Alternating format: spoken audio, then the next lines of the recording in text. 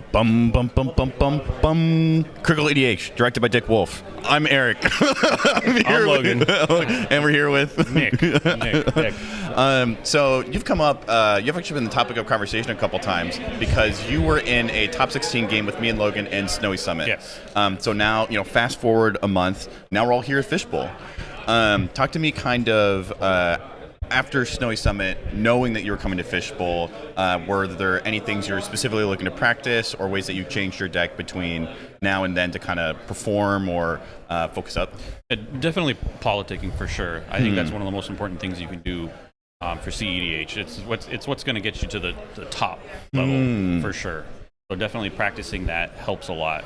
Like there's stuff you can do with your deck and just change the cards and stuff like that, but it's definitely the politicking that do that next level for sure. Yeah, it makes such a big difference. We were actually practicing some the day before Fishbowl, and then we specifically were trying to play with like open hands because it can be hard to know if the deal you're making is a good deal unless your opponent either during the game or after the game is willing to say like, hey, you really could have gotten a lot more out of me, or vice versa. If they're like, it didn't even matter what you were doing, my heels were dug in, I wasn't gonna do anything. Yeah, it's definitely better to be like specific with what you get. I had a game yesterday where they're like, I'll kill Magda's board, and they got Culling Ritual and Adnod's right after that. And it's like, well, if you had told them just to get Deadly Roll, I would have been a completely different thing.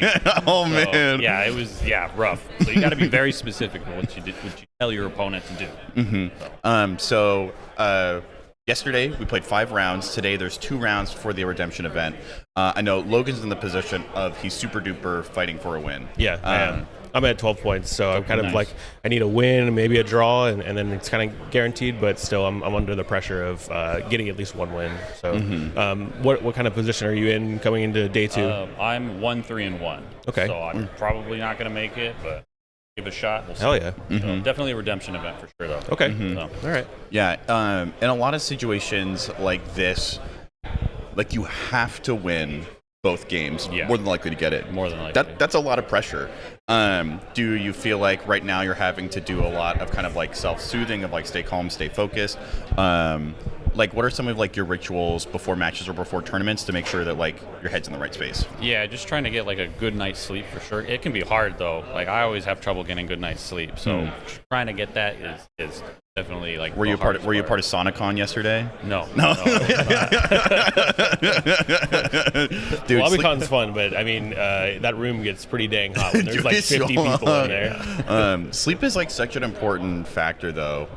It's one of those like silly things. Like whenever I watch a video that they're like, oh, like tips before your first tournament, and they're like, get 8 hours of sleep. I'm always like, that's so obvious. It sounds so lame. Well, the it's a other big thing thing. It's a huge thing. Are you staying with a bunch of people right now? Or are you staying by yourself? No, I'm staying by one. Well, it's a little easier when you're staying by yourself. We're staying with 2 other guys, and we all are like tired at the end of the day, but it still manages to be 12 o'clock, 1 o'clock in the morning until we get to bed. It's not like we're staying up and like mess around or whatever, but like we're still decompressing from the day and all that stuff, and like there's stuff we want to talk about, and then we go to bed and it's like, oh shit, I'm only getting 5 hours or whatever. And it's hard to decompress after a day with all the pressure, and then you have to go back tomorrow. That's hard. So, I think we were really privileged to be able to go out with some friends and grab dinner, because I think you're with these people, you spend the entire day doing everything you can to stop them from winning, like emotions are high, and I think just being able to sit down and have a meal with someone and gave everyone the opportunity to take a deep breath in,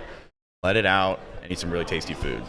Yeah, anytime you're able to sit down, relax for a little bit, and just chill, you definitely should take that opportunity for sure. So looking towards these next 2 games, you mentioned that politicking was something you were really focusing on between Snowy Summit and now. Are there like any aspects of the game that you're looking to either politic really aggressively, or what's kind of on your mind that you want to like make sure you do each game today, aside from win, obviously? Yeah. A win for it. I'm playing Magda, so everybody hard focuses. Magda's the threat as soon as it comes out, so I really got to focus on being like, all right, my first tutor, we can work together for. Like you have a kill spell, obviously you can stop me. I don't want you to stop me, and I have no interaction from my opponent, so let's work together. And that's the biggest thing with Magda, just trying to get that politicking down, because if you can't politic with Magda, don't play Magda. You won't win. That's the second Magda player we've talked to this weekend that has said the exact same thing. I don't know if you know, Gracious, what is his name? Nick. Also Nick. He's one of the mods in the Discord. Yeah. What is it? Little Papa Squats. Oh, that's true. Papa Squats. Yeah, yeah. We chatted with him at length, and he said the exact same thing. I was like, wow, I did not think Magda was a political deck. It is. Yeah. It has to be, because everybody, as soon as they see it before you even play, they're like, that's a threat. Right. So, maybe not everyone of our viewers plays Magda, but I think most CDH players can sympathize with that experience of being on the wrong side of a 3v1. And maybe you are the threat, maybe you aren't. But what are some of the tools you've learned, like before you have to get into the player meeting? Maybe one or two quick tips you would give someone if they're having a hard time, kind of throwing that threat off, or that like mantle of like, I'm the big baddie here. Yeah, definitely don't be afraid to make deals. Like, it can be hard sometimes, and don't be afraid to like show them your hand. Like, a lot of people are like, oh, I have this wrist lady or something in my hand. I really don't want to show them, but you just gotta. Sometimes you just have to. Because if they think you have an ad nause, they're gonna like destroy your board or something. You really got to politic to be able to save that and be like, look, save your counters, bro. I'm not winning right now. I might win later, but right now I'm not a problem. Even though this board state looks scary, you got to wait for this other person. Dude, that's such a good piece of advice. I don't know if you experience this, Logan. Sometimes I feel like I'm really like kind of tight-fisted about information. I'm like, I can't show them this risk study because I'm in Blue Farm. If they know I have a draw engine, of course I have a draw engine. If they know I have a draw engine, then I'm screwed. But in their mind, I don't have a heuristic study. I have, that's his Oracle. I've done my consultation. I have all the mana and all the counter spells I need. And, in my hand, I see 7 of the worst cards in the deck. But in their minds, I basically have, 99 cards at my fingertips. I've been trying to have that sort of out-of-body experience where I, like, remove myself from myself and put myself in someone else's shoes and go, okay, they're looking at 10 cards in my hand. That looks absolutely horrendous because that's 10% of my deck. Yeah. And then I go, okay, well, actually, what is important here? Nothing really. Do I necessarily want to show them everything at any given chance? No, but like it's a tool I can use to help facilitate or help grease the wheels of the game and make things go either in my favor or just try not to lose. Yeah. I could especially see that being super valuable in Magda because I think some of those more kind of like off-meta decks, like if Oswald Fiddlebender shows me his hand, I don't know what any of these artifacts do, but I think you do have the strength of like, check it out, dude. It's 4 dwarves that all die if OBM gives them the side eye. Wait, either way, we're rooting for you. We hope you do a good job. Good to see you again. Good luck for you guys, too. I looked over across the table and I was like, oh my god, it's the Magda guy that we played against. I played against you twice. I think Eric only played against you the one time. Yeah, we played twice in the But hopefully, maybe I'll meet you again in the rounds here, and maybe if not, maybe the redemption event. So one way or another, we will see you guys later. All right. Peace. Critical EDH, when you're here, your family. That's nice. I'm Eric. I'm here with Logan and Dave. I'm Dave. Dave, I would love to hear about how Fishbowl's been going for you. Fishbowl's been going great for me. I actually made like a last minute deck switch. Whoa. I've been on Tivit for the longest time. Yeah. I switched to Shorikai for this event because I think Flash is so important in this meta. Oh yeah. And Tivit doesn't really. He can't put a stack, or he can't put a win on top of the stack like that. So I'm trying to. It's hard to play like Flash speed with Tivit. Yeah. Yeah. Well, you can, but you can't put a win on the stack over something else. Yeah. So I went with Shorikai, and I've been liking it a lot. Speaking of putting a win on the stack, you guys were just in a game that, from what it sounds like, a win just came out of nowhere. Absolutely. Round 6, we're both at 12 points? Yeah. And we got 2 players that are higher in points sitting next to us.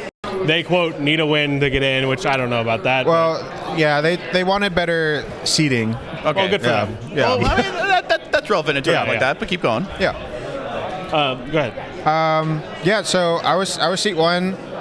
So the pod was Shorikai seat 1, Gyruda seat 2, Thrasios Tevesh seat 3, and then Glarb seat 4. So just from the pod composition, it looks like it's going to be like a mid-range grindy game. Yeah, it really sounds like it. And we were even talking about that before the game. Yeah. Like we were like, hey, like what are you doing? I was like, I'm not playing Turbo. Everyone was very open with it, with like what their general game plan was. Everyone's in blue. Almost everyone's in blue-black. Yeah. So I kept my first 7. It was decent. I could make 3 mana turn 1. Okay. And then the next turn I would play Unstoppable Plans. Okay. And with mana drain to protect that turn rotation. Nice. So I was like, oh, like I'm sitting good. Like I can do this, cast Mana Drain on something, cast Shorikai turn 3, and then just go from there. But then Gyruda turn 2 plays. They get 3 mana like on board, and then they tosses Demonic, and everyone's just like, oh. Yeah, I guess the game's over. I think the worst part of that, the man. player next to us, and I said this before, no shade to him, but he's like, guys, I bought him my mental misstep. And Yeah. we're like, didn't need to know that, but like, damn, that sucks. Like, if he didn't tell us that, then I mean, it is what it is. But just the fact that he did tell us that, it kind of just makes you think like, oh, like I know we all said we're mid-rangey kind of grindy plans, but like Misstep is such a busted card. It is. I think if I had the choice between Misstep and an offer, which is what he had kept, I'm keeping Misstep 100%. Definitely. Because like you don't, especially when in a mid-rangey grindy, like you don't want to give people mana. You want to like, unless the plan was like, cast a 0 mana thing and offer it so you can get a turn 1 Ristic or something, or a turn 2 Ristic. Like, sure, but Misstep is just so versatile because like there's so many 1 mana spells that Swan Song, Bell Summer, Vampiric Silence, Tutor, Silence. Like there's a lot of things. D-Console. I was in a pretty similar situation yesterday. I lost my my round 5 game in like 5 minutes. Kinnan in seat 1 plays everything out, and then turn 2, he's got Tezzeret, he crop rots for a treasure vault, and we're just done, right? I barely have time to even, think to myself, should I have kept this hand? The game is over. Right, yeah. And that can be really rough because it leaves you in this position of like, should I have mulliganed differently? And so as you guys are kind of reflecting, not just on this game that you guys just had, but also looking back at your experiences overall at Fishbowl, what were some of those kind of like context clues in your games that either led you to mulligan well, or maybe what were some of those pieces of information on the table that you missed that resulted in you mulliganing maybe a little less well? I let the commander, or I let the pod composition in my seat like really dictate how I mulligan. Like if I see like creature based decks like Kinnan or Sisay or stuff like that, like I'm mulliganing if I can. Well, I'm mulliganing for, I want to see either mana generation for my deck or just like on board interaction. I'm on like Vanquish the Horde and like Source of Plowshares and Out of Time. Yeah. I'm on a bunch of stuff like that. Awesome. Just because like I don't want to lose to just like a Kinnan that got out early and just got out of hand. I mean, I know for me, like that game specifically, I had to mulligan very low. I went down to 4. We spent the 10 minutes before like watching me mulligan, and I felt, you always kind of feel bad in that situation. You don't want to put the pod and like everyone's staring at you like, can you just get a good hand? I'm like, I'm trying. Like, but then believe me, I want a good hand. We spent 30 seconds losing the game like right after. It feels even worse. But what I was looking for in those hands was like, I'm 4 seat, like a misstep would be nice. I saw a misstep a couple times, but I didn't see any mana. Like I saw like 1 land or 2 lands, and I'm like, this is not enough for me to actually like start playing the game. Like I want to see misstep, but I had to like throw them away because it's not like a hand that progresses me. And like just playing off the back foot and stopping a win attempt is good, but no one expects that turn 1 win attempt. I mean, especially like since you saw too that I was like, oh, I'm expecting this game to go late. Like, I don't want just 1 land. Because then I'm gonna fall so far behind these other guys with their engines. So I think you did the right thing. I would say I'd agree with that. It's a hard situation to be in, and I don't think CEDH is as much luck based as people think. But in this situation, damn, that's some fucking good luck. Sometimes or bad luck for us. Just get the nuts. It's something I'm also trying to learn is, you talk about, for instance, the pod composition. I'm now trying to incorporate the information of like, oh, this is a pod. For instance, like I'm on the lower end of Swiss right now. So I have that expectation. No one really has a shot for making the top 16. So, and we've all probably lost a lot. So we're all probably going to keep safe hands because none of us wants to get blown out again. Versus, like I imagine in the top pods, knowing that so many people have drawn, it wouldn't surprise me if more than just your table had someone who was just going straight for the win. This is like, it really matters where in the tournament you're at. So like for this last round, I think people like for the people that are out of contention for top 16, they're just gonna they want to press on the gas. They want to play CEDH and just like do stuff. The people that are like winning in, I think those are the people that are gonna keep safe hands because you're more afraid of losing than you are of like I want to win. I feel like I'm kind of feeling that too. Like, what I'm thinking in my head, like, what is the highest percentage chance that I win?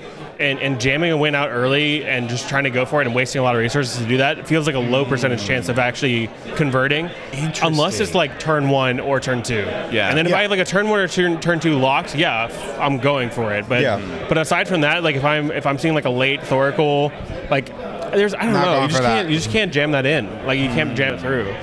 You have to work the percentages because even if it doesn't work out in your favor, like I still think you're making the right decision overall. And maybe that's a little bit of cope. I don't know. I don't know. We'll see. Let's cast our vision to the future, right? Yeah. You guys have 1 round left. We're both at 12 points. Yeah. Okay. Yeah. You guys are absolutely still in the pocket. Where are your heads at? Dave, let's start with you. The deck has been performing really well for me. I feel like I've done well in all of my games, even though I haven't won all of them. Mm-hmm. That's good. That's good. So I'm feeling pretty confident this last game. I mean, the only thing I'm hoping for is just not seat 4 because I'm blue-white. So it's like it's so hard to like catch back up when when like all is said and done. But I'm confident. Unfortunately, I think my breakers are pretty bad. So even if I do win, it's just a win and pray. That's where I'm at right now. I'm in 100% the same position as you. I'm in a win and pray. I still feel like my deck is doing well. I feel like I have the tools I need to convert, and I feel like I'm playing well. But that's only like a small piece of the puzzle, right? I can only provide what I can. There's still 3 other players I got to contend with and try to guide things in the right direction so we all don't lose to somebody else, that sort of thing. And it's going to be hard, but I mean, like, you use the word confidence. That's not even like on my radar right now. Like I'm not confident, but I'm not also unconfident. I'm just thinking about like I just need to make the right decisions. I need to make all those things, and maybe that's a wrong definition of that, but I feel you. Yeah. Well, thank you for taking the time to talk to us. It's getting pretty rowdy in here. Rowdy. I think people are itching to play the next round. Yeah. So well, hopefully you guys do really, really well. I'm rooting for you. I'm sure a lot of our fans are. And then hopefully we'll see you guys in top 16. Otherwise, there's always the redemption event. Yep. Thanks so much for joining us. Thanks for having me, guys. Dave. Yeah. All right. Later, guys. Oh, no, don't stream. Not streaming. No, Stop streaming.